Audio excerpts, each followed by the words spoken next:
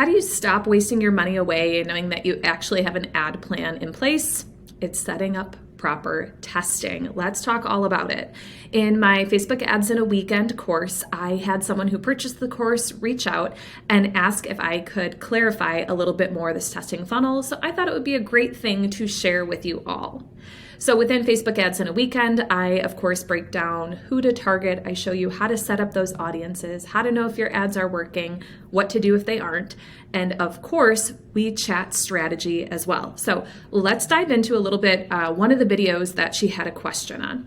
So within this module, I go ahead and I explain how it is that I set up testing. So I want to just let you in, I'm going to shine a little light on this lesson here.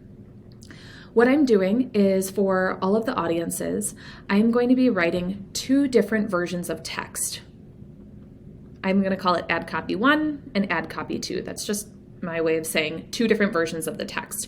One might be short, one might be long. Maybe one is a little bit more lifestyle focused and the other is more product or service focused.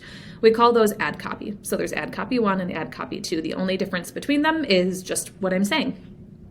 Then in this lesson, I go ahead and I talk about how with all of my ads, I love doing testing of what they actually see. Sometimes it will be an image, sometimes it will be a video. Let's take a client example where they just have image. I do have clients that thrive with image. I've got one client in particular that is a luxury children's clothing boutique. Their images crush it. So don't feel defeated if you don't have user-generated content or anything like that. You can still see success.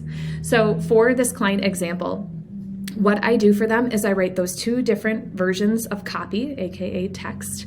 So I have version 1 and I'll pair it with an image.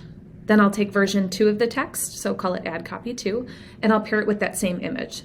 So you can see here that I have 2 identical ads except for what the ads are saying. They will look the same. It's just what we're saying that's different.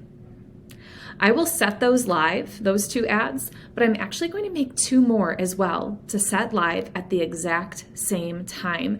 It's going to say the same thing. It's going to say, again, those 2 different versions of text that we had, and instead of trying that original image, I'm actually going to try a different one that looks a little different. Maybe before, if it was this children's boutique that I'm talking about, maybe it's the entire outfit versus a close-up image of the outfit, just so people can see the texture and get a little bit different feel. So you can apply this to your own business as well, kind of thinking of a couple different ways that you can show your product, your service, whatever it might be.